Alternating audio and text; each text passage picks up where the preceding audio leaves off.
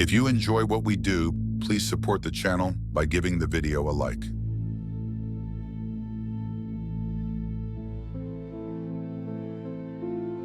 My mom and dad were born and raised in Clarence, an old small town in the countryside between the Midlands and the coast. A flat woodland, lush from its snaking rivers and creeks. Its swamps bled into the marshes and down through the deltas, into the salty southern coast that was a little over an hour away. Clarence was the little nothing town people passed when they drove down to the beach for vacation. My grandparents, Nanny and Papa, owned a pine tree farm in Clarence. 100 acres, and 75 of those acres were rows upon rows of loblolly pine trees. They lived on the property in a small farmhouse at the end of a long dirt driveway. It was small, and while it may have been nearly prehistoric, it never felt creepy. It felt like a cozy respite, a home away from home, sitting like an island in the middle of a large yard dotted with gnarled towering oak, walnut, and pecan trees.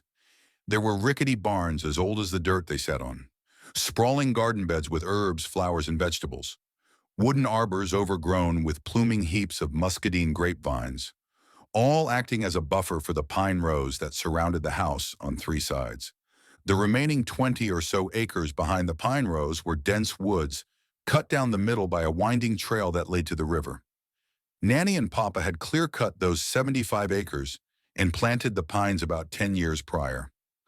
Papa passed away when I was small, and Nanny wasn't far behind him, passing a few years later. We inherited their cherished little farmhouse and pine tree farm. We couldn't live at the farm, of course. My dad already had a job, and nobody gets a weekly paycheck to watch pine trees grow. So while adding the upkeep of a farm would be a heavy burden on top of a 9-to-5 work week, it was a labor of love that my parents were used to. Before Nanny passed, we would come down to Clarence to visit her every other weekend, giving her a hand with housework and yard work, especially as she got older. In the spring and summer, it was more like every weekend, a constant battle for my dad to keep the vegetation from taking over. Despite how exhausting it sounded, my busybody parents enjoyed it. The farm was a way of staying near their family and friends, all while enjoying the rural lifestyle of their hometown again, getting themselves and their only daughter away from the buzz of suburbia. At the time of this story, the pines were somewhere between 12 to 15 feet tall. Nanny had passed away in October, and we didn't return until spring that next year. It was the mid-90s, and I was 8 years old. We left home that March on a Friday afternoon and head down the interstate towards Clarence and our pine tree farm, a routine that we knew well. It was a 45 or so minute drive, and once we pulled into town and got situated, Dad would stay at the house and start on yard work. Mom and I would go to the grocery store, getting enough food to last us until we left Sunday afternoon. The only grocery store in Clarence was the old Piggly Wiggly. I distinctly remember the sweet, wrinkled smiles of its employees and the smell of cigarettes that hung in the air. Mom and I stood in the checkout line. "Oh, shoot! Oh, shoot! Honey, I forgot the bread. Can you run and grab one for me real quick?" I gave her a chirpy, "Yes, ma'am," and moved swiftly towards the bread aisle. I skirted to a stop when I realized there was a small display right there by checkout. A table laid out with checkerboard tablecloth, loaves carefully placed in circular tiers. I snatched up a loaf, brought it to my mom, and we headed home. We drove back to the farmhouse in my mom's station wagon. A new single by Tom Petty and the Heartbreakers was on the radio. Anticipation began to build as I stared eagerly out the window in childish awe of the countryside's vast emerging greenery. We turned off of the road, patches of field on either side of the long dirt driveway leading up to the farmhouse, which sat at the end like a lady, a sweet, modest, classy thing, built in 1903. She was stark white, laced with gingerbread trim. Full blossoming azalea bushes hemmed the wide front porch like a skirt, all of her topped off with an evergreen tin roof that sang me to sleep in the rain. My mom backed her station wagon up to the front porch, and I helped her as we began to take in groceries. We heard him coming before we saw him. A humming engine sang over a chorus of baying hounds. It was Mr. Voss, our neighbor, his hunting beagles running spiritedly behind his ATV, a howling, snarling cloud of dust tearing down the road before turning into our driveway. My dad pulled up beside us in his creaky old brown work truck that I had affectionately named Bear when I was small because it was brown and it growled. Dad hopped out, he ruffled my hair and gave my mom a kiss on the cheek. "Hey, Squirt. Hey, honey. Dan called, said we needed to talk. Everything okay? I guess we'll find out. Hope so. Need any help with those groceries?" No, I've got my sidekick here helping me. You invite Dan inside and I'll bring you boys something to drink. Dad gave me a wink and a pat on the back before he walked up to greet Mr. Voss, who had pulled up and cut the power on his ATV, his dogs gallivanting off to play and sniff around. My dad always looked so big and strong to me, but next to Mr. Voss, he looked small. I heard the frame creak as he dismounted his machine. Daniel Voss was Clarence's nearly retired fire chief, and when he wasn't in uniform, he was in camo. He shook Dad's hand with a pursed smile under his mustache and nodded towards my mother and me. "Mrs. Willis, little Miss Willis." He directed his attention back to my dad. "Thanks for letting me stop by, Peter." "Hey, no problem, man. Everything all right? You sounded serious over the phone." My mom took the last bag of groceries and shooed me off to play. I was old enough to understand that the adults were talking and I needed to skedaddle. However, I was also a talented eavesdropper, as most children are. I ran along the side of the house, sneaking in through the back door. I found a nice hiding spot behind a small wooden bench in the hallway. There was a mirror on the wall, giving me a peek into the living room, where Dad knelt striking a match in the fireplace, while Mr. Voss made comments about the weather and the sitting president. After Mom had put away the groceries, she joined them with a handful of empty glasses. She grabbed a bottle of whiskey from the top of the china cabinet and poured them all a shot of the syrupy golden spirit. Mr. Voss sat in the tattered plaid wingback by the fireplace, a small modest flame beginning to crackle in its hearth. He laced and relaced his fingers, as if he was somewhat apprehensive to begin the conversation, until suddenly he cleared his throat. "So Peter, Lori, I know y'all just rolled into town, but I had to fill you folks in on what's been going on around here lately. It's a matter of safety, especially with your little young'un running around. I always thought it was such a shame that Mr. Voss chewed tobacco all the time. Not only because I thought spitting dip was gross, but because it prevented him from speaking as much." Mr. Voss sounded like the lowest string on a fiddle, his vocal cords oiled with old Southern blood. A lullaby with seamless rises and dips in cadence. Every sentence a resonant stanza in a ballad. He would recall a trip to the post office to the tune of an old campfire story. That early evening in March, as dusk and its chill fell upon the treetops of Clarence and the sun sank low in a peach-colored sky, I noticed that Mr. Voss's speech was unobscured by his usual lip full of dip. I settled into my hiding spot. This must be serious. Mr. Voss was about to spin a yarn.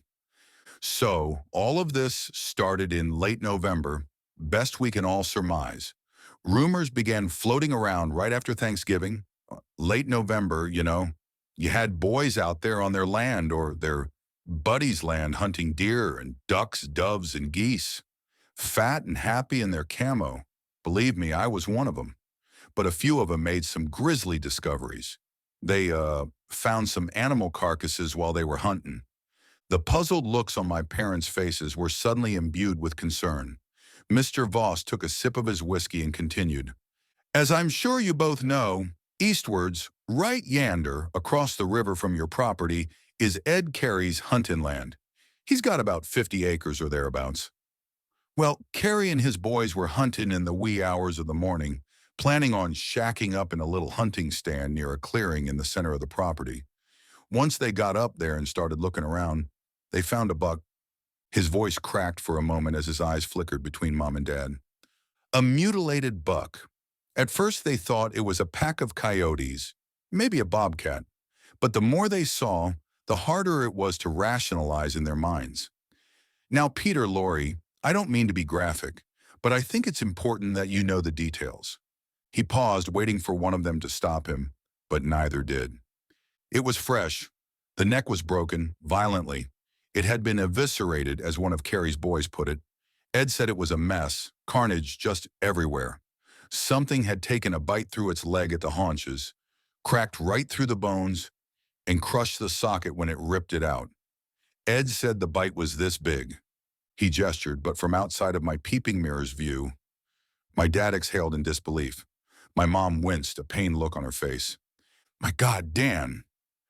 By December's end, they had found that Buck and a few more animals torn up to a similar degree. The week before Christmas, I was in the field near the border of your property, and I saw a lump of fur laying off yander in the field. I was worried it was one of my beagles, but once I got up close to it, I saw it was a coyote. There were these deep gashes from the tips of the ribs on one side to the tips of the ribs on the other. I could see the oval shape of the bite mark. It had a set of jaws. I mean a big set jaws, like Ed had said, must have just held its ribcage in its mouth and bitten down on it. Mr. Voss paused, lost in thought for a moment. Peter, I've never seen anything like it. It was a nightmare. I'm just glad the wife didn't stumble on it. Mr. Voss downed what was left of his whiskey. I heard the clink of his glass as he sat it on coffee table. Then about 2 weeks later, David Kilpatrick and his daughter were out hunting on Carrie's land. You know Carrie's boy, Joey, been sweet on her for a while, so Carrie lets Dave take her out there hunting. Give Joey something to bond with her over and all that. Well, the little lady bags her a doe, so her and Dave head over to it, trudging through all the brush and fallen leaves and what have you to tag it. As they're walking over, girl goes to hop over this recently fallen sweet gum tree. That poor child landed in a dead buck's corpse. It was almost all skeleton, but fallen into a leathery, cracked open rib cage shakes her up pretty good. Dave said that his head was all gnawed up with big old teeth marks, and the antlers were crunched. Now, I don't know about you, but I've never heard of a bite that'd crunch antlers on a deer like that. My dad shook his head, staring off in a daze. No, never. Well, then Neil found another coyote, said it looked just like the one on my property, but who knows, it could have been skinned alive and split in half, and Neil wouldn't mention it. You know Neil, you could tie him to the railroad tracks and he'd barely mumble about it. Last thing I'd heard was a week ago when Bill found a doe. He was near the border of your property, said he'd been fixing a fence post earlier that day and left his pack of smokes out there. So he hopped in his truck in his pajamas that night and went back to fetch him. The same fence post he'd fixed was broken again, and not 10 feet from it was a doe. She'd been ripped apart at the rib cage. Bill said it looked like a damn frog dissection from high school. All of them were silent for a long moment, the only sound the crackling in the fireplace. Dad spoke up. What is everybody thinking? A bear? I heard Mr. Voss sniff as he nodded. Bear. Maybe a big wolf. I've heard of bear wandering down this far south occasionally, but a wolf? I don't know. Mr. Voss inclined his hand toward the whiskey bottle on the table. Dad encouraged him to help himself, so Mr. Voss poured everyone another finger. A bear, a wolf, whatever it is, it's a devil. The damage it does is just gruesome. Nobody's found any tracks. Not in the leaves. You know how it is this time of year. You're practically wading through them. Mr. Voss sighed as he fiddled with the glass, so small in his hands. But I wanted to catch you as soon as you arrived, Peter, and I know I don't need to spell this out for you. You're a smart fella. But we're finding bodies north, south, east, and west of here. And I'm not trying to alarm you folks, but I think you know as well as I do that you might have some dead animals on your property. At that, I decided to make my exit, sneaking away from my hiding spot. I figured I would need to be in position when Mom or Dad came to tell me about my inevitable new ground rules. I ran off to the squatty structure near the back of the house, what my nanny had called the kitty cat barn. It was a dilapidated flat-roof barn enlaced with morning glories that crawled through the rusted, rotting holes in its ancient metal siding. It seems to have once been a small barn for a couple of work animals like donkeys or small horses, but Papa had put shelves up and Nanny just used it to store her preserves. However, as she and Papa got older, they garnered a large collection of stray cats, as the sweet and elderly have a habit of doing. So near the end of their life, they gave away all their preserves to their kids and their friends from church and stocked the shelves instead with baskets and boxes, lined with soft old towels and worn rags, setting out a couple dozen of little bowls for them to eat from. When we weren't there, one of our neighbors, Mrs. Carey, gladly came out and fed them for us in exchange for herbs from the garden, though she rarely ever took any. I squatted on the dirt floor of the barn. It wasn't long before a handful of kittens clumsily wandered out to investigate my presence. Moments later, what I assumed was their mother came over and began nuzzling up against me. I rubbed gently behind her velvety ears before walking out of the barn. I made sounds gesturing for the kittens to come out into the grass to play, but their mood shifted and they would not come. They only stood in the doorway beside their mother watching me. I scoffed. Cats. Not a moment later, Mom came over, asking if we could talk. We sat on one of the steps of the back door stoop. She gave me a frank but watered-down version of Mr. Voss's story, then laid down the law. No playing in the pine rows and no going outside for any reason after sunset. If you see something, anything, out of the ordinary, come tell myself or your father immediately. Are we clear? Yes, ma'am. She asked if knew what to do if I was approached by a bear or a wolf, and I prattled off the steps to her. Don't run. Back away slowly. If it approaches you, try to make yourself look big. All that. I can tell this relaxed her a bit, and she told me to have fun playing and to be careful. The rest of the day was as pleasant as any day when you were 8. I ran aimlessly all over the yard, not much different from Mr. Voss's beagles. I stopped by the arbor to pick muscadine grapes. I helped Mom do some work in the flower beds, and before I knew it, it was time to come inside. She threw a Disney movie into the small tube television in my room while she worked in the kitchen. Dad came in and washed up from doing yard work all day, the farmhouse's old pipes groaning as he showered. We had dinner that night. I can't recall what it was, but it was warm and I went back for seconds.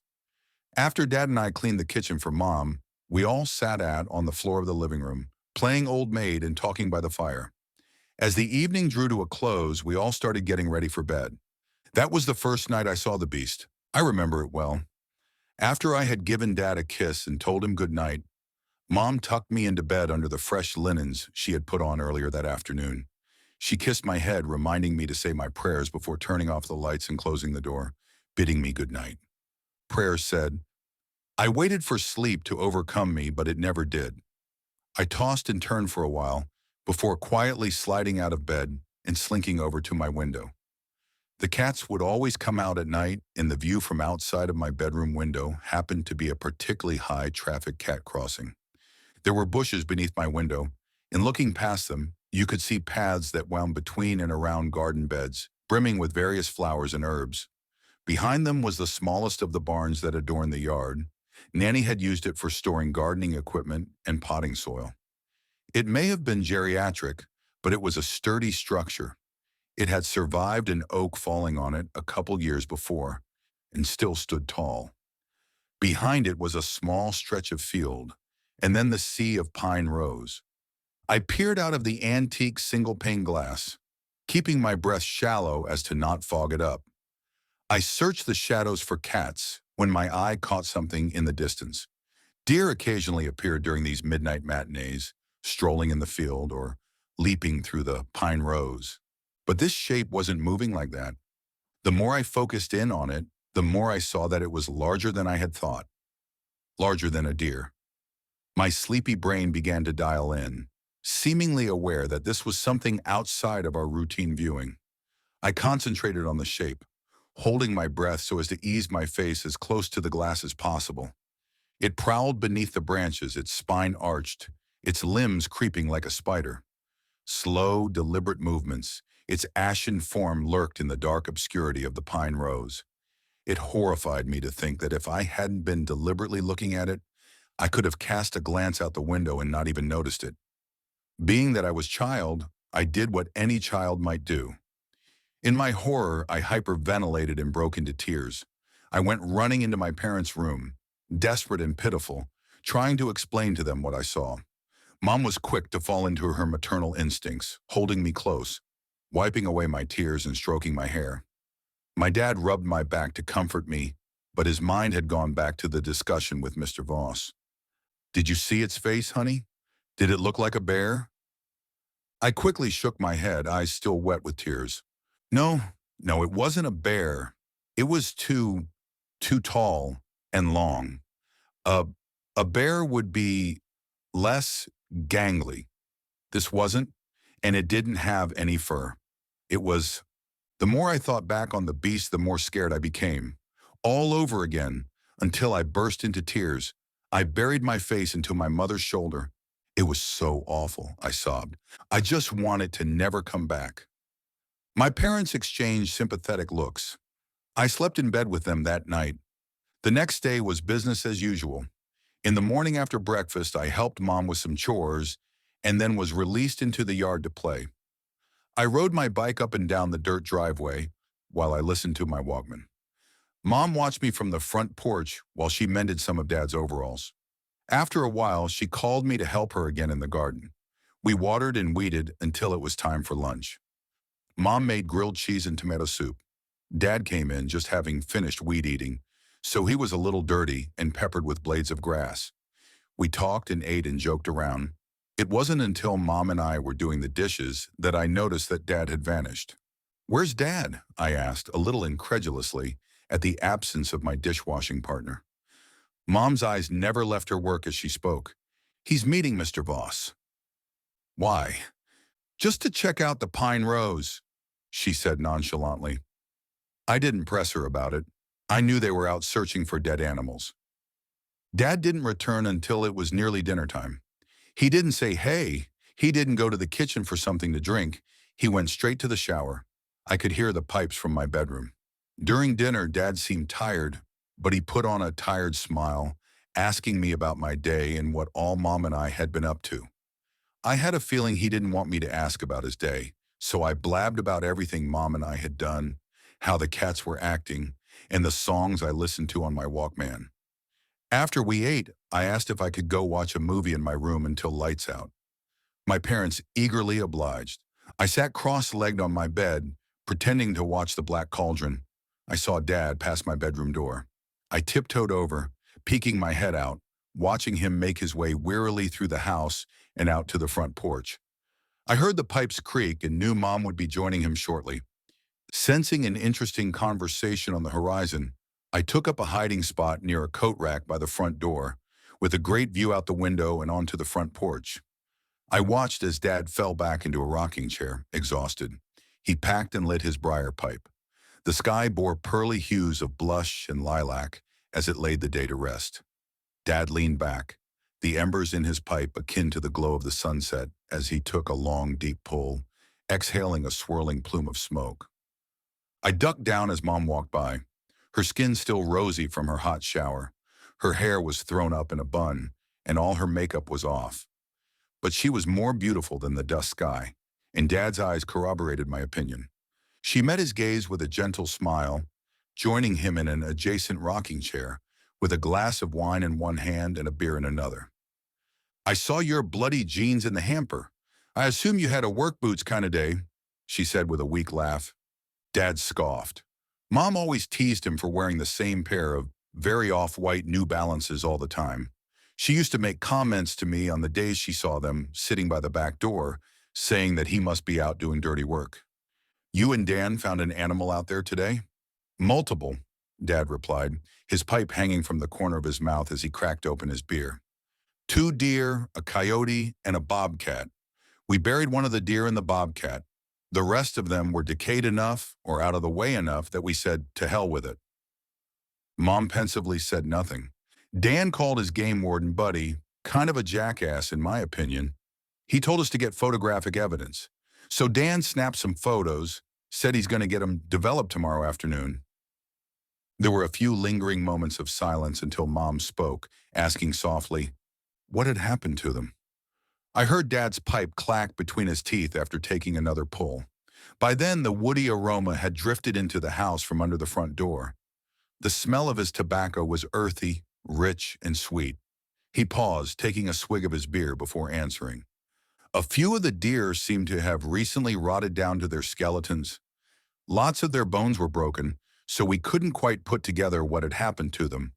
And you know the vultures had probably gotten to them and moved stuff around too. The coyote carcass was maybe a month old, It looked as something had put a bunch of weight down on its ribs and crushed it. The bobcat. Dad stopped for a moment, as if remembering in awe. The bobcat was fresh, Lori, real fresh. Past 24 hours fresh.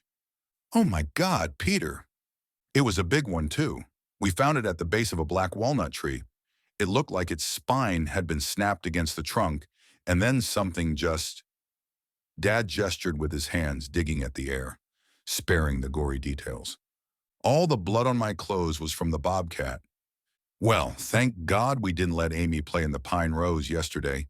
How far was it from the house? It was near the back of the rose, towards the woods. After we found and buried it, we decided to call it quits for the day, but we'll finish tomorrow. Dan said he'd help me. Finish? Yeah, we only got halfway around the pines, Lori. We still have to look around the other half tomorrow. The quiet returned for a few moments, hanging in the air with the smoke from Dad's pipe. Lori, don't let Amy out of your sight. I saw Mom nodding her head. I'm going to keep the Benelli by the back door. It's the semi-automatic. I remember you said you felt comfortable with that one. And I'm going to keep the 30-30, the Marlin, by the front door. I doubt it would just come up to the house in broad daylight, but I want you to be prepared in case I'm not here at the house with you. That's a good idea. And I think when Amy plays outside, I need to tell her to stay in view of the windows, so you or I can see her. Okay, good thinking. And we'll need to ask her not to have her Walkman on her ears while she's out there.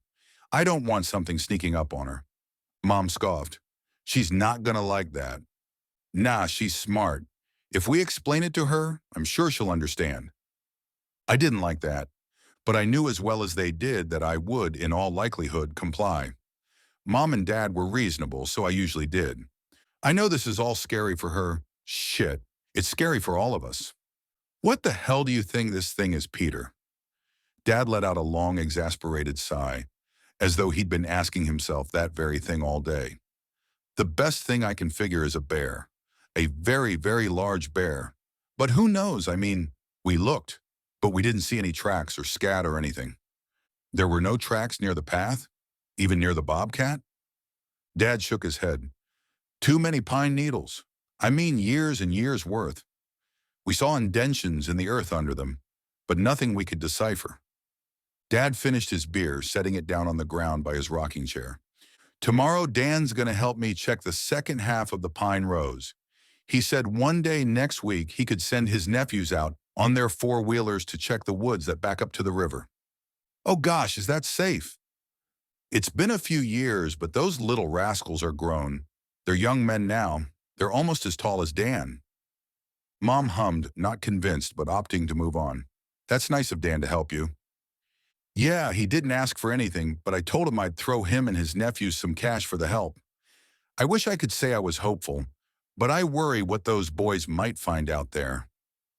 I heard one of their rocking chairs creak as they moved to stand up, so I quietly scurried back off to my room.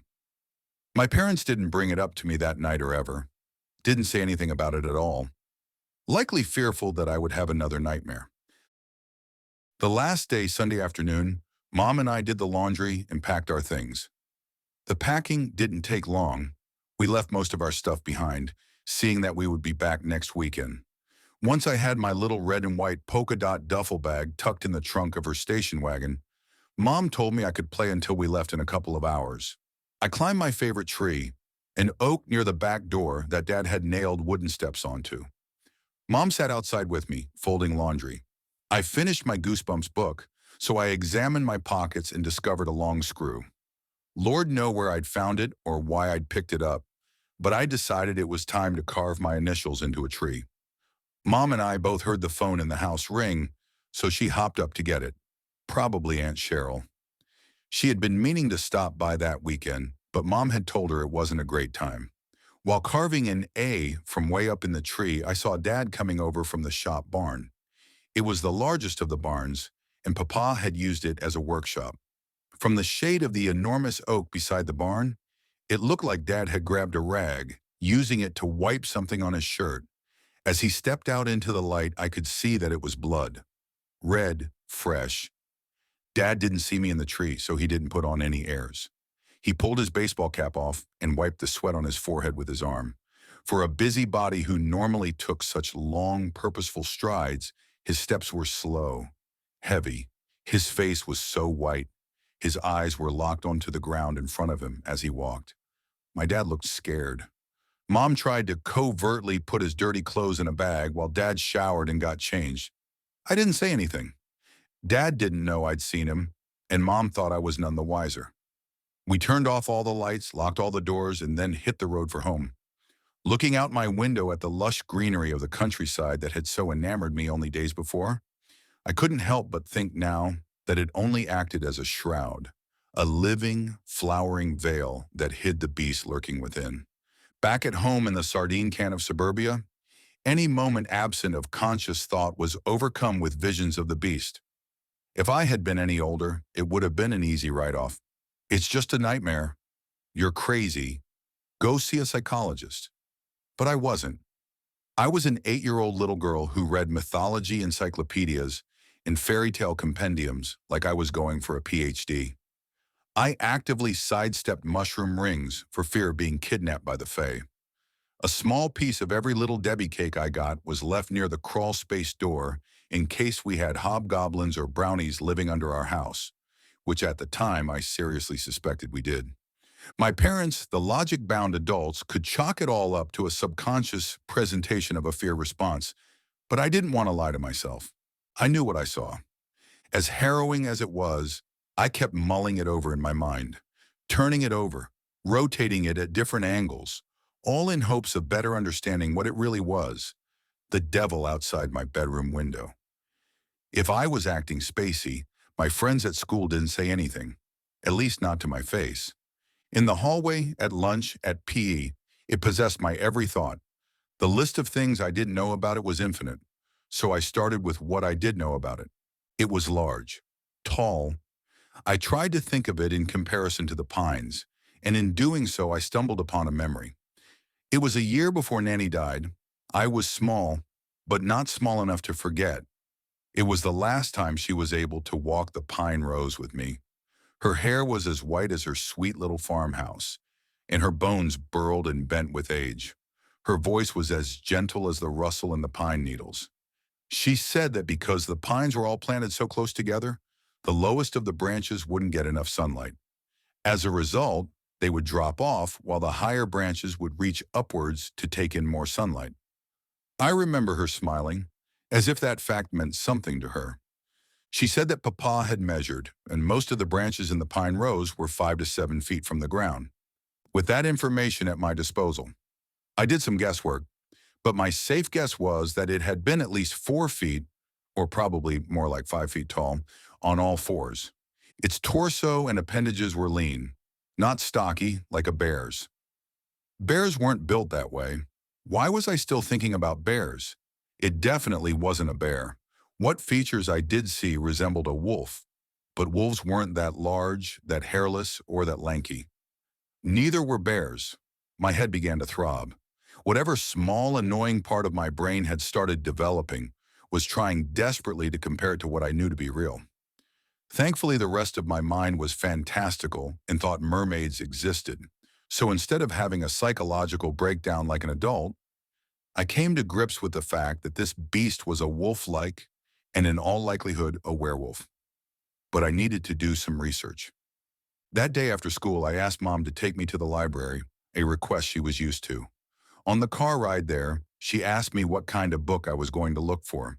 So I explained my werewolf theory to her, a decision I immediately regretted when I saw the pity and concern within her eyes in the rearview mirror. Honey, I know we've talked about all of this with the fairies and the mermaids and the unicorns, but werewolves aren't real, honey. I love that you have such a vivid imagination, but you've got to be realistic. I mean, sure, it might have been that bear or wolf out in the woods, but it was probably just a nightmare. It couldn't be a nightmare. I was at the window, and I know what I saw. It wasn't normal looking. It didn't look like a bear or a wolf. It was something else. I'm 100% sure that I saw what I saw. Mom, I swear I'm not lying. I saw the pained deliberation in her eyes. Outside of my fascination and proclivity for fairy stories, I was pretty practical for my age. I listened to Mom and Dad when they told me things. I was forthcoming and honest if I did something I wasn't supposed to. I wouldn't blatantly lie to my mom, and she knew that. Well then, baby, if you really did see what you think you saw then, well then it must have been a nightmare. And you've sleptwalked before. You know you were probably just sleepwalking, had a nightmare, and woke at the window. My brow furrowed, taking what my mom said into consideration, but not able to convince myself. I stared out the window in deep thought until we pulled up to the library. Once we arrived, I didn't have to worry about trying to give my mom the slip. My love of books and stories came from her, and she made a beeline for the mystery section. Despite her dismissal of my werewolf theory, she loves spooky stories. After collecting a few books from the sections labeled folklore and nature science, I found an empty table and started to read. I skimmed through a couple of books on mythology and American folklore and the like, none of its pages revealing any groundbreaking revelations. Silver bullets, transformation under the light of the moon, all the usual factoids. What was highly informative, however, was the expository book on wolves. How fast they were, how much power and stamina they possessed, how strong their bite was, how sharp their eyes were, how keen their sense of smell was, all the things that made them great hunters. I kept in mind that this was all a baseline for this creature. At the very least, it did all these things. The thought overcame me with dread. I didn't exactly calculate the metrics, but I knew that this monster likely doubled if not tripled anything a wolf could do. Knowing that time was running out before Mom came to fetch me, I ran over to the children's section and grabbed a Junie B. Jones book I hadn't read yet, as well as the newest Goosebumps book. When I approached Mom, I tried to hide my wolf book under my selection of age-appropriate literature, but Lori didn't miss a thing. Study of the American wolf, huh? I tried to brush past her comment and critical side-eye. I thought you said I needed to be more realistic. Wolves are real, aren't they? She sighed, rolling her eyes, handing it and my other books over to the librarian for checkout.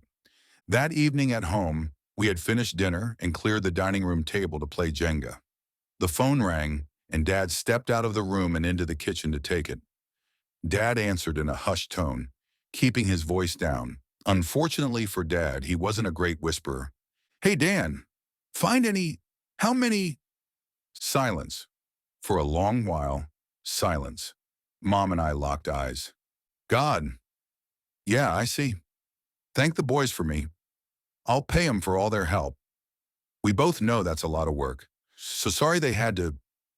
Yeah, well, my God. I don't know either, man. Yeah. Thanks again, Dan. Dad returned, doing his best to hide the weary look on his face. He glanced over at my mom and then at me, giving me a smile. I smiled back timidly.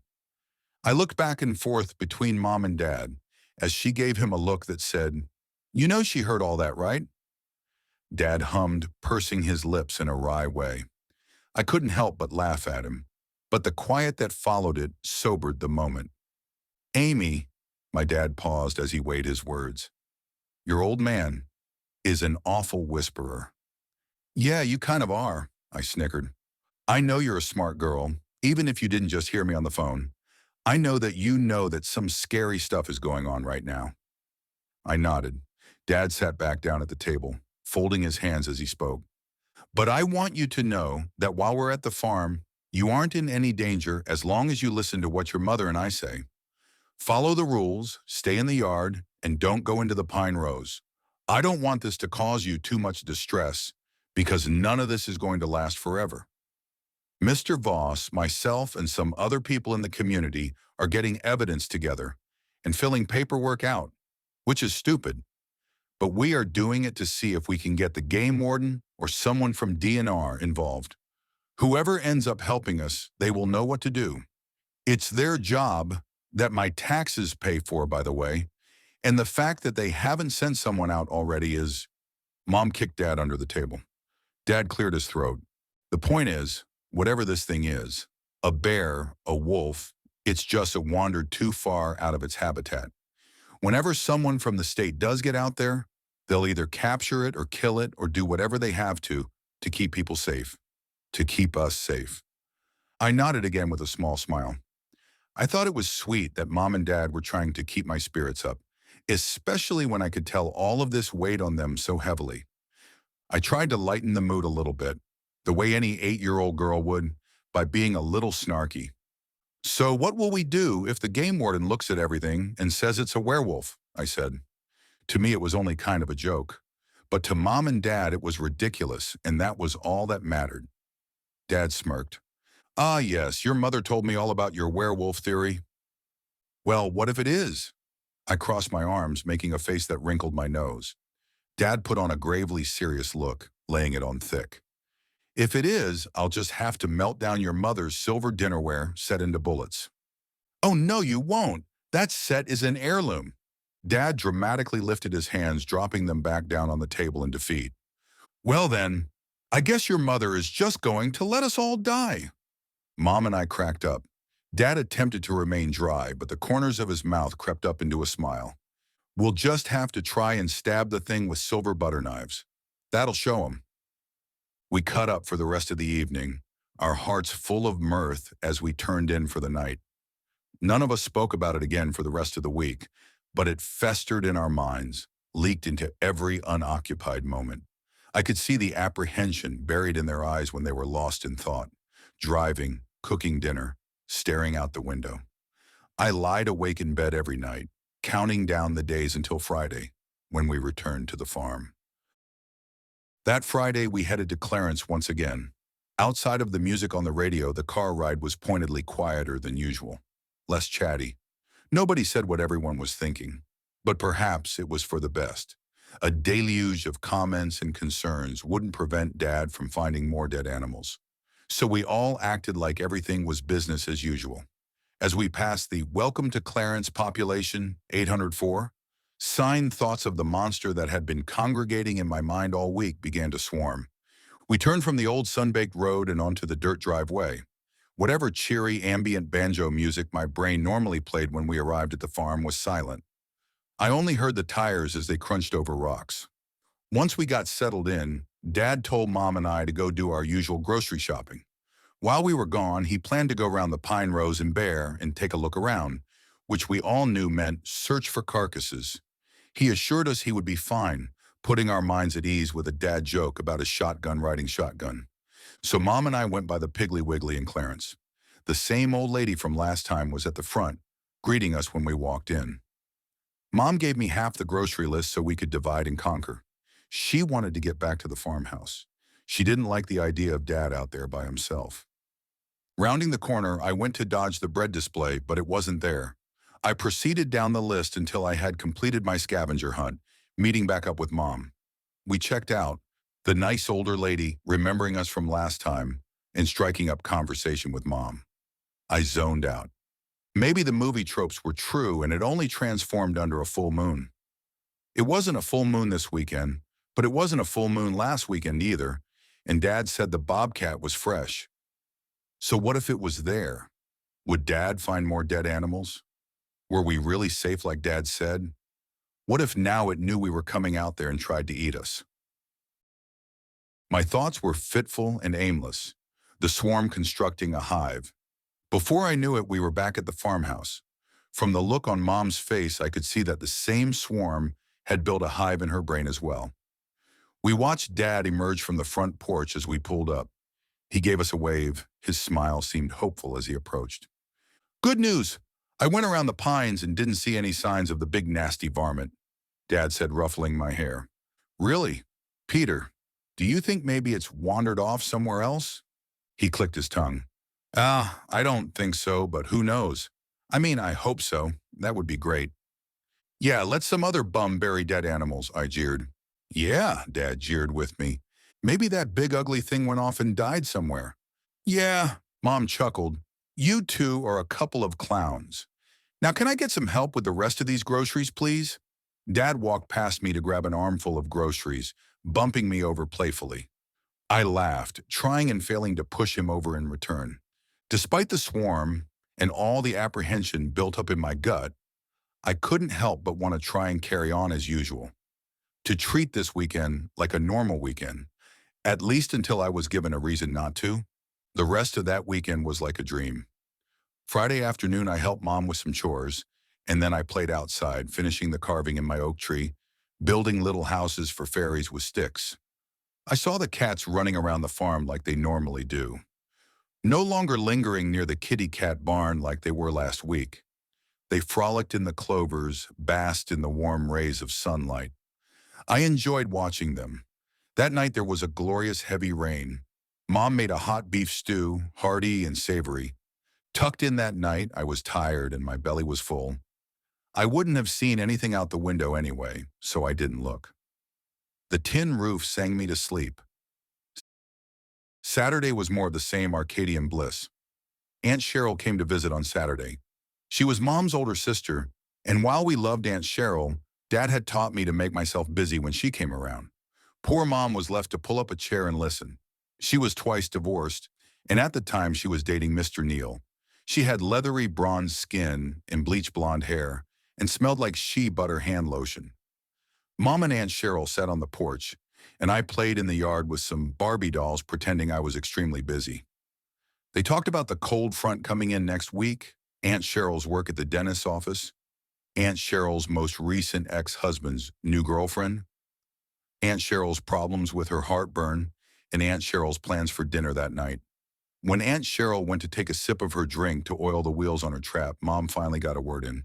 She said it in a hush in case I was listening, which I was.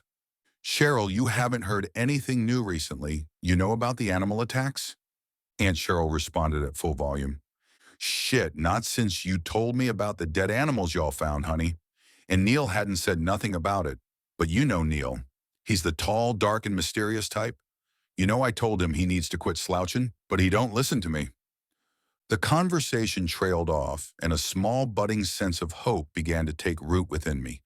No news was good news, right? That night, against my better judgment, I slowly eased myself out of bed to peer out the window. I couldn't help but to shiver when I imagined what I might see. Despite my unease, I was only greeted with the cats, loitering around the small gardening barn, stalking mice among flower bushes. A barn owl called from one of the pecan trees. I felt that bud of hopefulness start to blossom. We drove home on Sunday, and I couldn't help but to feel disarmed as I peered out the window, admiring the scenery like I used to. If only I knew how much danger I would soon be in. The week was filled with delightful tedium: school, homework, a couple afternoons at friends' houses. I hadn't told any of them about the slew of dead animals we had found in Clarence, what I had seen in the Pine Rows, or much less my werewolf theory. Before all of this started, I had asked Mom and Dad if we could take a friend with us one weekend. They responded positively to that, but I was sure that wasn't the case now. I had a feeling it would be a while before either of them felt comfortable with that, but if the beast stayed away, then maybe they would become open to the idea again. I pondered these thoughts as we pulled up to Piggly Wiggly that Friday. We decided to stop by on the way into town. Dad was running by the hardware store. Something about brackets for some roof-mounted lights for Bear. Mom gave me half of the grocery list. As I looked it over, I turned the corner to go down the next aisle and almost bumped into it: the bread display. Once we finished our shopping, we checked out and met Dad by the car. When we asked him if he found the part he was looking for, he began to rant about the hardware store never having what he needed. From there, we headed to the farm. We pulled up to Farmhouse in good spirits as we unloaded groceries. Once we finished, Mom said I could go play until dinner time, so long as she could see me from the house. But before I could shoot out into the yard, Dad whistled for my attention. "Hey, before you go play, I need you to go feed those cats. They probably need a refill. Make sure they got clean water too." Mom and Dad exchanged looks. The kitty cat barn wasn't in view of the windows.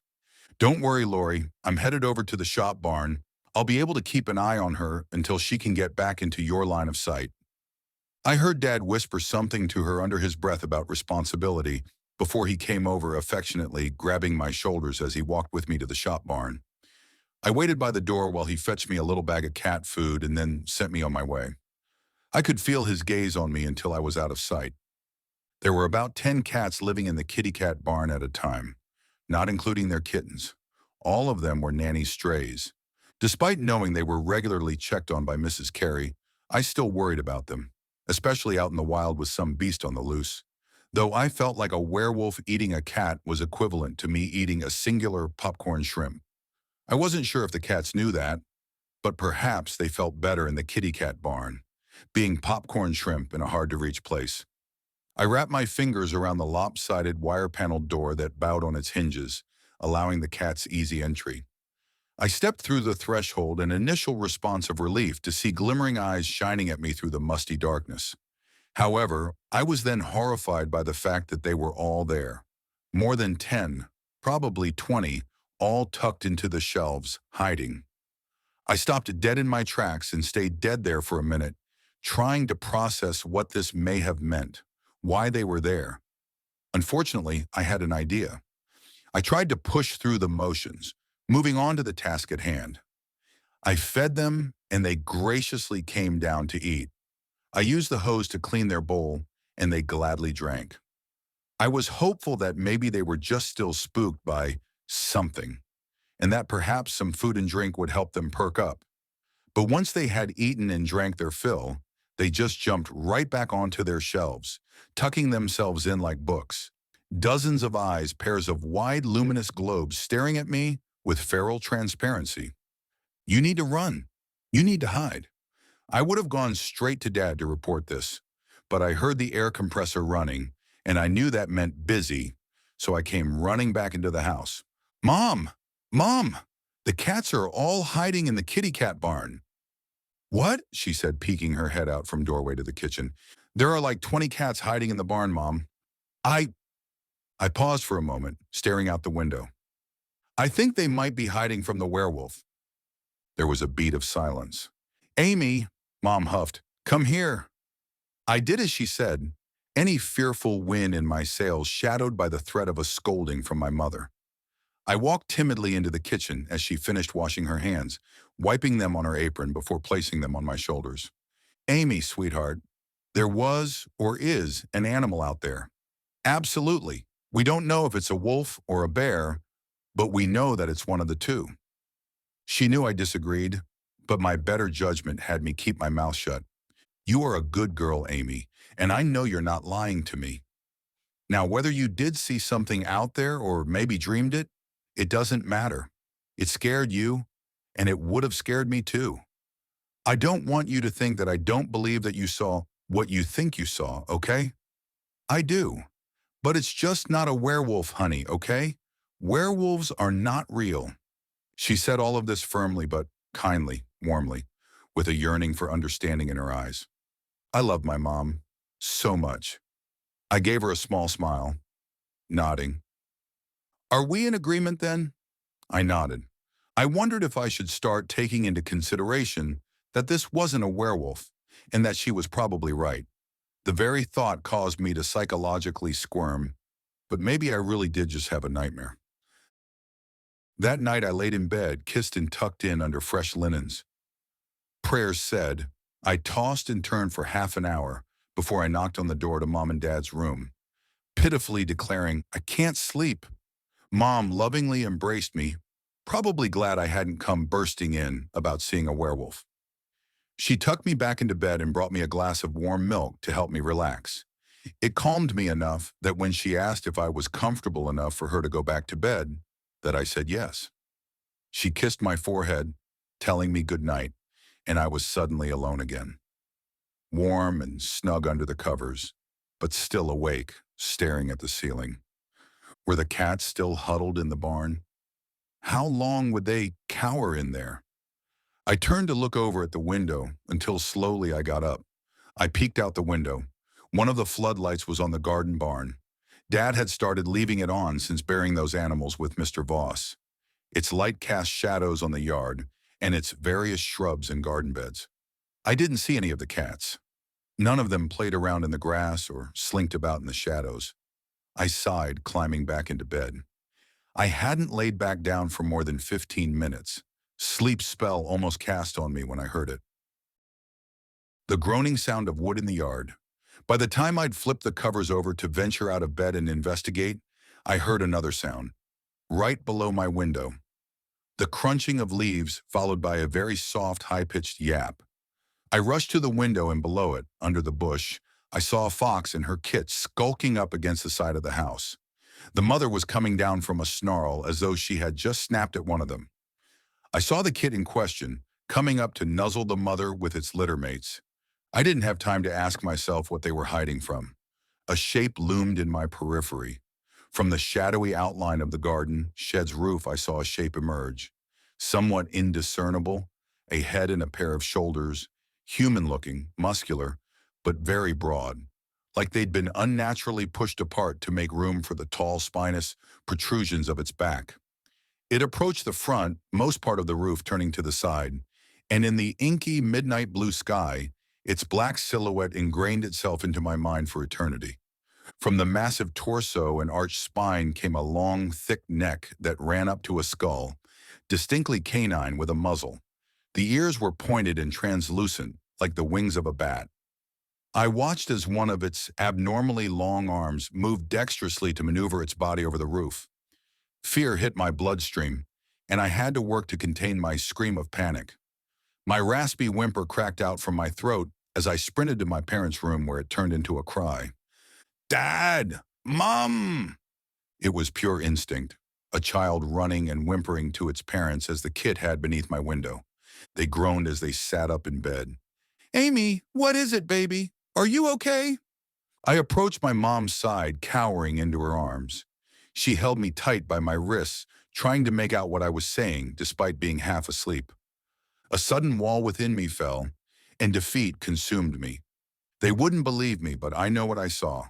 I know what I saw. "It's the werewolf," the last word came out in slow, shaky whimper. I swear, Mama." I gasped between sobs. She released a deep breath, holding me close. "Amy." I could hear the sorrow in her voice, but what stung was the disappointment. "Amy, you saw it out your window?" Dad was on his feet, already at the door to their bedroom. I nodded quickly. I heard him as he moved swiftly down the hall, presumably to go look out my window. He made footfall to the back door, grabbing a shell from the top of the bookshelf, loading it into his shotgun. Of course, he came back with nothing to report. "Amy, you must have had a nightmare, baby." "It was a werewolf. I'm not making it up. It was on the garden barn, Daddy. It was just there." "I looked, baby, and I didn't see it." "Honey, we know you're not lying. You just had a vivid nightmare is all." I shook my head and I wept, not sure what was real anymore. Mom and Dad let me crawl into bed with them.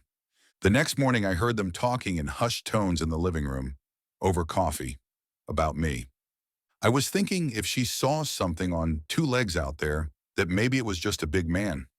I talked to Dan yesterday on the phone. He said some people in the area don't want to wait for the game warden. Can't say I entirely blame them, but they might be out there trying to hunt the thing. I don't know. I thought we had a good understanding yesterday. I should have done more to keep her grounded through all of this, paid more attention. I heard my mom sigh, burying her face in her hands. My dad patted her back. "I hate that she is going through this. She's such a good kid." "No, honey, none of this is your fault. I should have gotten more involved." No, you've been great. Not to mention, you're working a 9 to 5 all week and then keeping the grounds up here and burying dead animals as of late. Hopefully this is just a phase she's going through. I just worry about her, you know. The fairy stories, those so-called friends of hers at school. I couldn't bear to hear any more. Mom and Dad had so much they were trying to juggle, and now I had caused them to worry about me. I hated myself for that. I hated that I had made them hurt. I tiptoed back to their bedroom, crying under the covers for a little while until I had gotten my emotions under control. I wiped my tears and walked into the living room, making sure they saw me run the sleep from my eyes, an excuse for their redness. The rest of the day I read mostly, not wanting to really talk to anyone. I would have liked to have played with the cats, but there was no coaxing them from their refuge in the kitty cat barn. I was mostly quiet at lunch and at dinner, finishing both quickly to get back to the book I was reading. Mom and Dad had each made at least one attempt during the day to say something to me about the night before, to make sure I was okay, to ask if I needed or wanted to talk about it. I knew that if we did, they would only end up trying to help validate in my mind that it was all a dream. By the end of the day, I wished that I was just being an imaginative child, and that I could honestly tell myself that it was just a vivid nightmare. Mom and Dad offered to let me sleep with them that night. I thanked them but refused, assuring them that I would be fine. I told myself that so long as I didn't look out my window, I wouldn't risk seeing anything, and that gave me comfort. Enough comfort to sleep alone in a dark room with a werewolf possibly outside anyway. To my own surprise, I managed to get to sleep well enough, tired from all the emotions I had been untangling for the past 24 hours. To this day, I cannot say what compelled me to stir from my rest in the middle of the night. I awoke, rubbing my eyes as I got my bearings. I had told myself, don't go over to the window. Nothing good ever happens when you go over to the window. I don't know if there was a part of me that wanted to prove myself wrong, so I could say to myself, see, there's nothing out there. Maybe Mom and Dad are right, and you're just a dumb little kid having nightmares. I padded over, hearing the friendly creak of the floorboards. I ducked under the lacy curtain veil that my mother had lovingly sewn together and hung up on my window, in all likelihood hoping it would keep me from doing exactly what I was about to do. To my everlasting regret, I peered out into the pitch-black world beyond the glass. Through one of the vintage panes, I saw something familiar. A pair of chalky white New Balance sneakers, something that I thought was unique to only one person. I felt my heart sink to the floor. The bright white shoes stood out in the underbrush, and I squinted at the way they almost seemed to hover in the darkness. I managed to make out that the figure they belonged to was staggering into the woods. What was wrong with Dad? Was he hurt? I remember my mind beginning to free fall, panic setting in. My thoughts fogged up the window pane on a whisper. If I wake Mom, I'll just make her upset. I should have just gotten Mom. God, I should have just gotten Mom. But I had cried wolf too many times. My plan was to go out the back door and call out to him from the stoop. I shuffled out into the night chill, hugging my arms to my chest. I had opened my mouth to shout his name, but before I could, I heard the agonizing cry from the figure out in the woods. I'd heard my dad yelp when he brought a hammer down on his thumb, but I had never heard him cry out like that before. It sounded excruciating. Had the monster hurt him? Could he walk? Did he need help? I watched the figure nearly crumpling over as it staggered into the pine rows. I, the sweet summer child, thought, he isn't far away. I could catch up to him quickly. Before I knew it, I was sprinting through the yard with confidence. I knew every rock, ant hill, and arching root. It was all mostly open space until you got to the concrete slab in front of the shop barn, where Dad parked the backhoe and bear. My eyes slowly began to adjust to the dark. I ran on tiptoe across the icy cold concrete slab. I didn't even have any shoes on. I stopped to take a better look at the barn. The lights weren't on. Dad hadn't been working on anything. What in the world was he doing out here so late? Did he see something? I peered into the pine rows. No sight of the figure. I wanted to call out to him, but hesitated. If that thing was out here, I wasn't going to draw its attention to us. He couldn't have been more than half a football field away. I could catch him. I ran through the frigid night air, my heart knocking like a piston within my chest. My gaze swung between the pine trunks as I scanned the rows. Seeing nothing, I continued to run. The monotony of the trunks and the rows and the waves of pine straw putting me into a trance. How many rows back had I gone? Was this a football field or half a football field? Surely I would have seen Dad by now. By the grace of God, I stopped. Warm blood pumping through my chest, I tried to catch my breath as quietly as I could. The pines stood in formation around me, a sprawling arboreal army. It felt like some dense mass had been dropped down my throat until it hit the bottom of my stomach, sinking like a stone. The nausea set in as I became cognizant of my situation, my instincts being translated into a flimsy string of cohesive thought. Dear God, I had ran too far. You idiot, you stupid, dumb little child. I became very still. Soft, tender moonlight trickled through the pines, pearly beams scattering across the fallen pine needles. I looked out, down the corridors of trees. Making out a shape a few rows over, I squinted, shifting my head to see through the trunks. When I realized what I was seeing, my eyes grew very wide, and my spine grew rigid. Terror hit me like lightning. It was far enough away that I hadn't seen it at first, but not so far that I couldn't now see it in painful clarity. It moved like a wraith in a crypt, a lean, creeping monstrosity. I remember thinking how fast it looked, how little time it would likely take it to get to me. I took slow, silent steps backwards, willing to do this all the way home if I had to. Now acutely aware of my surroundings, I stepped and felt a pang of hope. When I stepped, there was no crunch in the pine needles. Thinking this was to my advantage, I made a handful of quick steps until suddenly, to my corporeal horror, it stopped. I watched as its ears fanned upwards, unnaturally long and pointy. Its head turned on its long neck. The top of its muzzle moved up in a familiar motion. A sniff. It could smell me. Slow and shaky steps turned quickly into a full sprint in the opposite direction. I nearly held my breath as I ran, trying to keep myself as quiet as possible. I bit my lips to keep from whimpering. I hoped I would be able to hear him if he started to run towards me. But it dawned on me that what I had moments ago thought to be to my advantage was now to my great detriment. When I stepped, there was no crunch. I was suddenly also painfully aware of how bright neon pink my nightgown was in the darkness. My jaw began to quiver as I pressed forward. I cut diagonally across the rows, moving in the general direction of the farmhouse. I ran like this, cutting across row after row after row, until suddenly I collided with the ground, having tripped on a groove in the earth. In that moment, I remember thinking that between keeping my tears at bay and fighting the urge to involuntarily wet myself, I knew something had to give. Urine it would smell, but hopefully not tears. That thought alone, and how hopelessly dead I began to realize I was, caused them to fall like a downpour, cascading down my cheeks, cold rivers on my warm, flushed face. I scrambled up, again fighting the urge to whimper, until my blurry eyes caught sight of what I had tripped on. The groove I had tripped on was one of many claw marks that had slashed up layers of pine needles and ripped into the earth. Less than half a row away was a pile of clothes. Among them were the treasonous pair of white New Balance sneakers, cast aside haphazardly. I wish I could say that I told myself to calm down and think, but I didn't.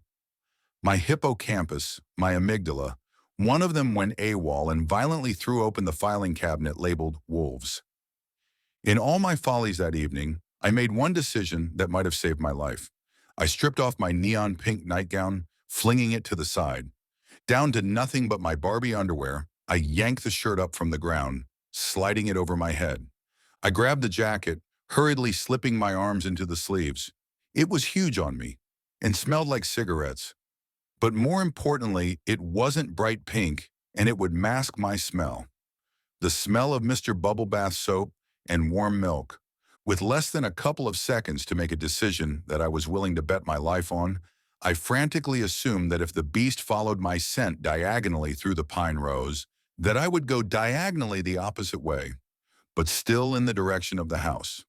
Hurtling forward, I thought this would be a great plan until it occurred to me that it would see me. It would have one chance of seeing me from down the pine rows.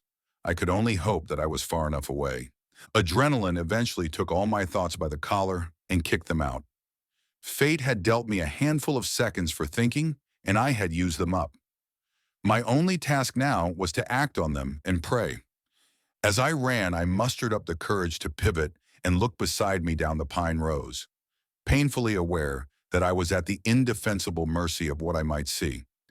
After crossing over half a dozen rows, I saw a flash, the most terrifying blur I had ever seen. I only vaguely made out its shape, headed in the direction I had been in less than a minute before. There was no speculating about it. The monster was after me. I could see light from the farmhouse, an angel reaching out in the night. Mom and Dad had realized that their baby girl wasn't tucked in bed under her daisy quilt. My heart began to ache. I could practically smell the remnants of smoke from my dad's pipe, feel the crisp linen sheets Mom had just put on the bed. I choked back a sob.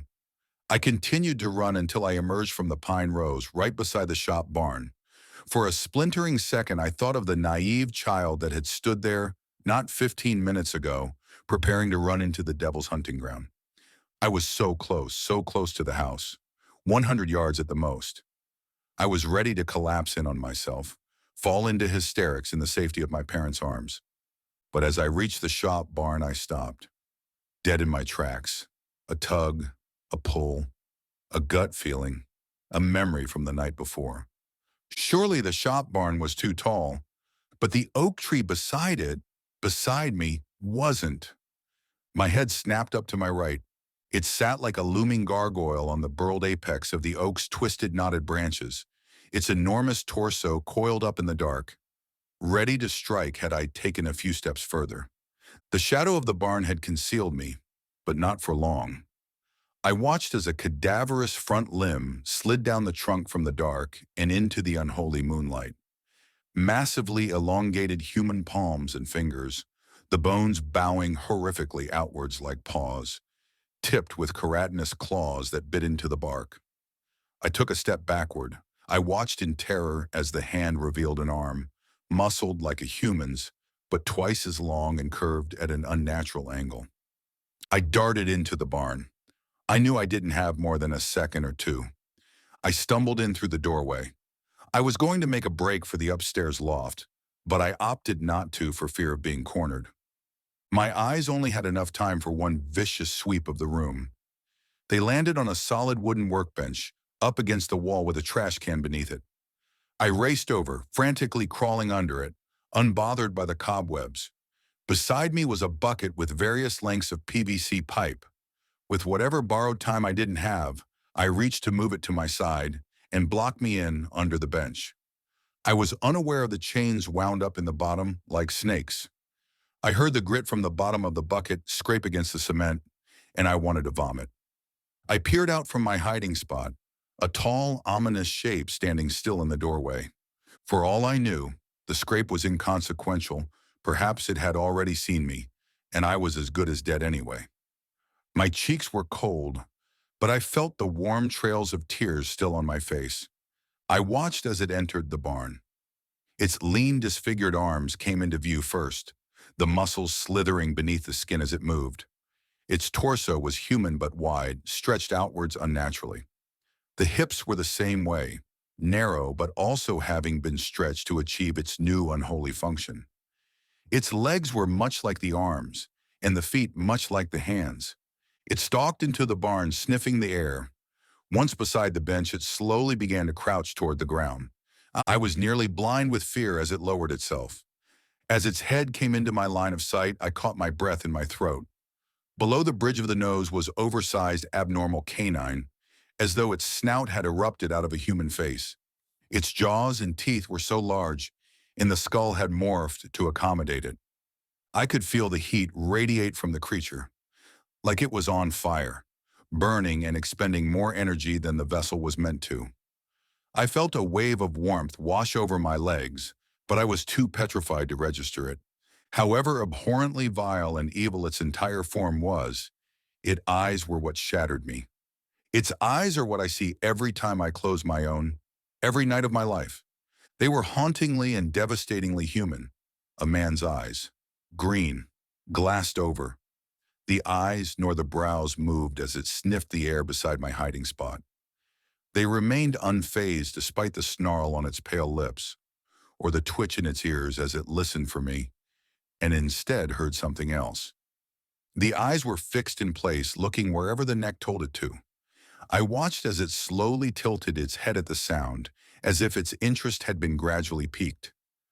A few seconds later, I heard the quick and heavy footsteps of my dad approaching from outside the barn, followed by Bear roaring to life. The engine bellowed as he hit the gas.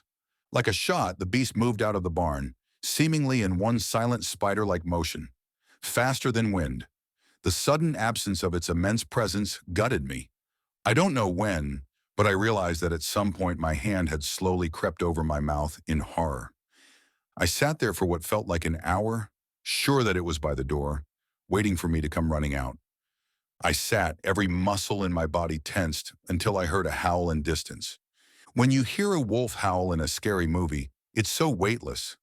Oftentimes it means nothing, merely an overused soundbite to set the mood. What I heard caused whatever part of my psyche that was spiritual to tremble. It was both an animalistic howl and a human scream. It was anguish and rage and hunger. Tears fell as I thought of my dad. I came out here thinking I was helping him, and I might have just gotten him killed. The dam was ready to burst, but I had to get home first. I delineated for a few moments, unabashed horror holding me in a vice. I shook violently as I clumsily came out from under the bench. Feeling something wet, I looked down. I had wet myself. I realized that I hadn't gotten lucky. I had outsmarted nothing. The beast left because I was popcorn shrimp in a hard-to-reach place. After mustering up the courage to leave the barn, I made a break for the house, a hysterical mess of tears. Mom had stayed behind.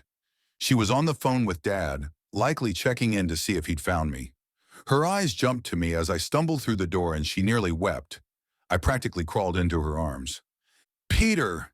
Peter, she just came in. Oh my God, Amy! Baby, are you okay? Are you hurt? I sobbed deeply as I shook my head, unable to form a sentence. Is Dad okay? I choked out. She nodded, immensely confused, but prioritizing other things. Mom looked me over. Hold on, Peter. Let me look at her. She seems okay. Mom held my face in her hands, kissing me, kneeling down as she looked me over. Honey, what happened? What? Whose jacket is this? My mother's face paled. Any joy she had at my return dwindled like a flame in the wind. Peter, seems okay, but she is seriously shaken up. Let me get her calmed down and we'll get the story when you're home. Okay, be safe. Bye. My mom grabbed me up in her arms for a moment, just holding me. She was warm and smelled like lavender. I wept in her arms for a moment, allowing her smell, her warmth, and her hushing kisses to calm me. She then became very tense and walked me into the bathroom, drawing up hot water in the tub to wash me off. While she got the water warm, I reached into my pocket, finding the paper. It was just a receipt for cigarettes and a payday candy bar. My mom saw me and snatched up the receipt. She scanned it fervently until, realizing it was nothing of importance, she searched through the other pockets. She stuffed the receipt back into its place and hastily tossed the coat aside when she found nothing. Sighing, she knelt down and looked deeply into my eyes. Amy. Her voice was as serious as the grave. Please be honest with me, baby. Her eyes were desperate, horrified. I had never seen my mother like this. What happened out there, honey? Why are you only wearing a man's clothes? When I finally caught up to the moment and realized my mother's worst fears, I hurriedly tried to ease her mind, my voice still slightly warbled from my crying-induced congestion. I promise, Mom, I swear on my life, nothing like that happened. I saw a man outside and I thought it was Dad, so I ran after him. Then in the pine rows, I saw my voice faltered. An animal? I don't know what it was, but I saw it and it saw me and started chasing me. The moments flashed in my mind and I started to cry as I recalled it all again. I ran and then I found these clothes. I don't know who they belonged to, but I had read my book talking about how good wolves' eyes are. I saw his eyes again. His green eyes. I sobbed, beginning to break down, but my mother's eyes softened, seemingly able to put two and two together. She then began to cry with me, wrapping me up in her arms, her voice broken with emotion. I'm so sorry, Amy. I'm so sorry, baby. But I'm so glad you're okay. Now let's get you cleaned up. Your dad will be home any minute. She gave me a warm sponge bath and got me in fresh pajamas. Before we could go to wait for Dad in the living room, we heard him burst through the door. I ran towards him as he knelt on the floor, arms wide open. I collided into his chest and his strong arms held me tight. I felt his wet cheek against my forehead. I clung tightly to him for a while as he rubbed my back. Both Mom and Dad then sat me down, wanting to know the full story. I had given them the scare of the century, and I could sense an anger beneath their concern, waiting to chew me out as soon as they knew what happened, which I deserved. I didn't even make a conscious decision to not tell them about the monster. I just knew that I couldn't. However, having been taught that honesty was always the best policy, I kept everything as close to the truth as possible. I told them everything, mostly. I told them I saw an animal, though I couldn't make out what it was, which was true. I made a small adjustment to the part about the man's clothing. Understandably, it seemed to be the most important information to them, since they knew I was otherwise safe. I told them I found the shirt and jacket while running away from the animal, and that I made a split-second decision that I was safer wearing those brown and gray clothes rather than my bright pink nightgown, which wasn't a lie. The rumors about poachers served as a fitting scapegoat, and Mom and Dad were able to convince themselves that that was who I had seen stumbling off into the pine rows. They even speculated that he was drunk. It explained away the stumbling, the stripping off of clothes. Dad looked through the pockets, hoping like Mom had, to find some form of ID, but was disappointed to only find the receipt. Afterwards, they chewed me out, gave me a legendary scolding. Like good parents do, they eased up after a while, figuring I had been through enough. But even as they lectured, Dad wasn't as stern as usual. I saw it in his eyes, heard the small beat of hesitation in his voice. I never asked and he never told. But I often wonder what happened after that thing followed Dad and Bear that night. What he saw, how he had managed to get it off his tail. For the next month, Mom and I didn't go out to the farmhouse. Dad would drive his weary mind down early on Saturday morning and drive his exhausted body back late Saturday night. If Dad found any dead animals in those 4 weekends, I never heard anything about it. It seemed like every other day my mom would ask me if I was sure I was okay, that nothing had happened, that I hadn't interacted with the poacher in any way. I felt so bad that the worry ate at her the way it did, but eventually she really did believe me and let it go. Finally, after a month of watching Dad suffer, I told them I wanted to go back. They were a little hesitant, but seemed glad that I had a desire to return. It was our little family getaway, our escape, and we all still loved the place. The Thursday before our first weekend back, I finally had a nightmare. A real, discernible, REM sleep nightmare. The beast was in the farmhouse. It wasn't raining, but I could hear the thunder outside, see the heat lightning. Every pang of light lit up the body of the monster in a new way as it stalked through the house, sneaking from room to room, stealthy despite its immense size and presence. Somehow I knew it was searching for me. I awoke, sweating, knowing they were just dreams. An oddly validating experience. That Friday afternoon, Mom and I stopped by the Piggly Wiggly, as usual. I had kind of missed the place. I almost bumped into the bread display, sitting in its semi-usual place. I smiled. We got everything we needed and proceeded to check out. There was a tall, younger man in front of us. He had good posture and looked clean-cut. He stepped forward and greeted the cashier. "Hey, Mrs. Crystal." "Hey there, Scott. How are you doing, sugar?" "I'm good. How are you? Your car's heater's still working all right." "Yes, thank you so much again for fixing that for me. You know how much a mechanic would have charged me? It would have been a fortune. Your route got you coming back next week?" "No, ma'am. Next week I'm in Allensville, but I'll be back week after that." "Well, I'll look forward to seeing you then, sweetheart." She winked at him as she handed him a payday and a pack of cigarettes. He took a step to leave before she called for him. "Oh, baby, your receipt." He stopped, turning back to grab it. As he did, I saw his face. It's hard to explain how you recognize half of a face, an upper brow.